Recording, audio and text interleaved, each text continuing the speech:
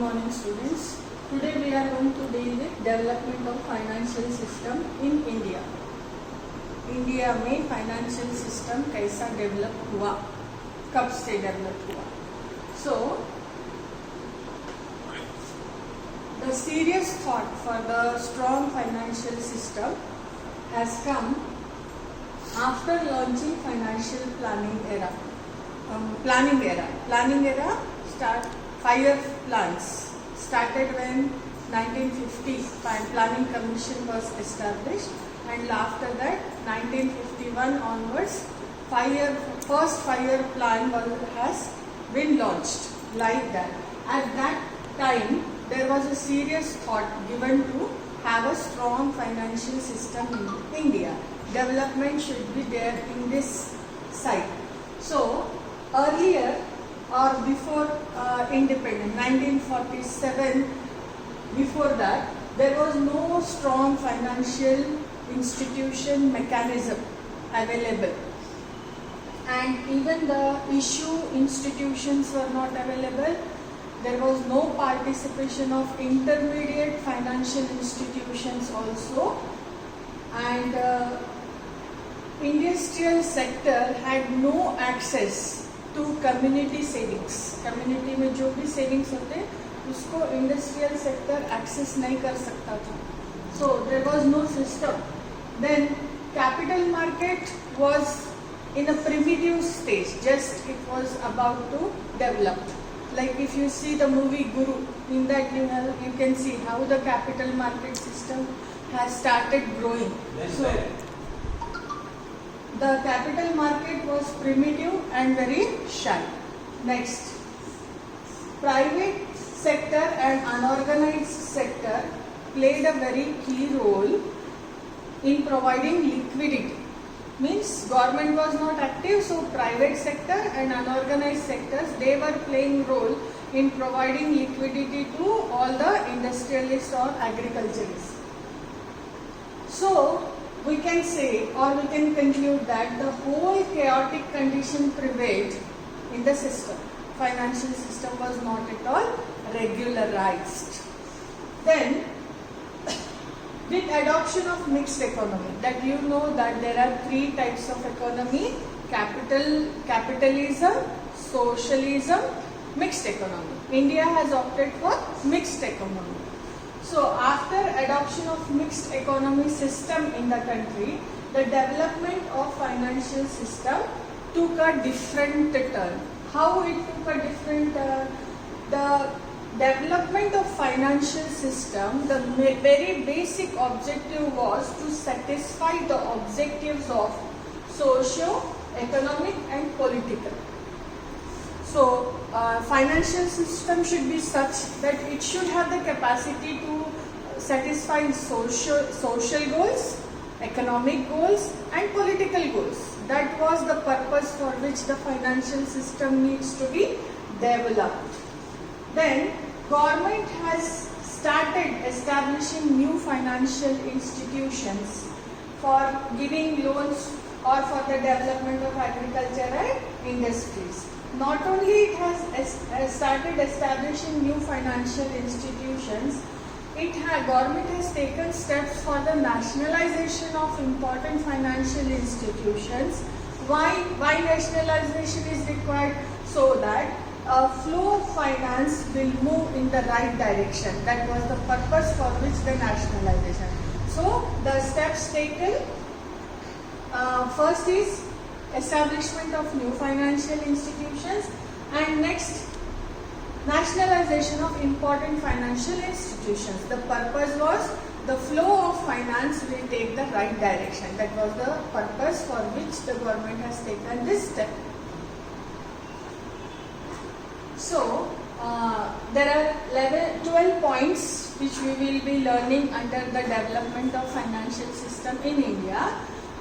First one, nationalization of financial institution.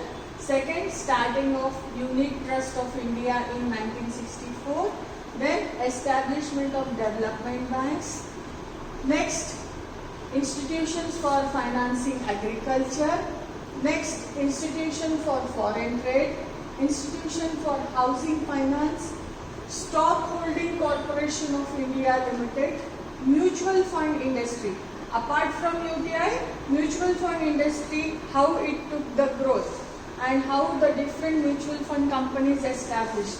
Then venture capital institutions. Venture capital means new people coming forward, entrepreneurs, and they want to have their own company or they want to start their own business. So for that purpose, venture capital institutions, credit rating agencies means what they do is they will rate the credit to be given. So credit rating agencies also developed or established. Multiplicity of financial instruments. Yes, multiplicity of financial instruments, and last, legislative support. How the legal support will be given to them, that we will study in detail. So under that, today we will take up only first and second, nationalization of financial institutions. Under that, we have seen earlier that Reserve Bank of India is considered as the apex leader of financial system. How the Reserve Bank of India developed, we'll see. First, it was just a private institution. RBI was just a private institution in the year 1935. After that, in 1948, it has been nationalized. Then, in 1948, RBI has been nationalized. Then, SBI, State Bank of India. First, it was known as Imperial Bank of India. Now, it is renamed as State Bank of India, and it was also nationalized in 1948. Now, one more very interesting thing is 245 life insurance companies were available. But all those 245 life insurance companies were and have come under the umbrella of Life Insurance Corporation of India. That is how all the private life insurance companies got nationalized under one umbrella, that is Life Insurance Corporation of India. Then after that, one more step taken by the government is nationalization of 14 major commercial banks took place, and in 1980, that is in 1969, 14 commercial banks, major commercial banks got nationalized, and in 1980, 6 more commercial banks, total 20 commercial banks are now nationalized.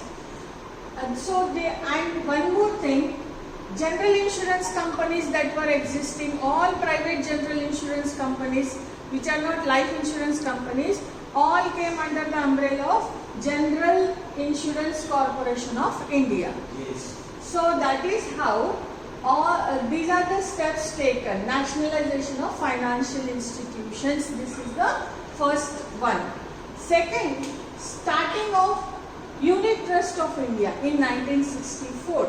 So this was the major financial institution established in 1964 as public sector institution.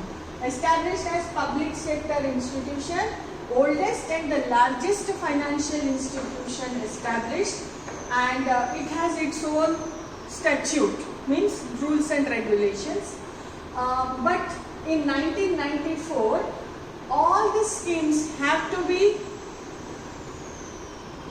certified by SEBI, Securities Exchange Board of India.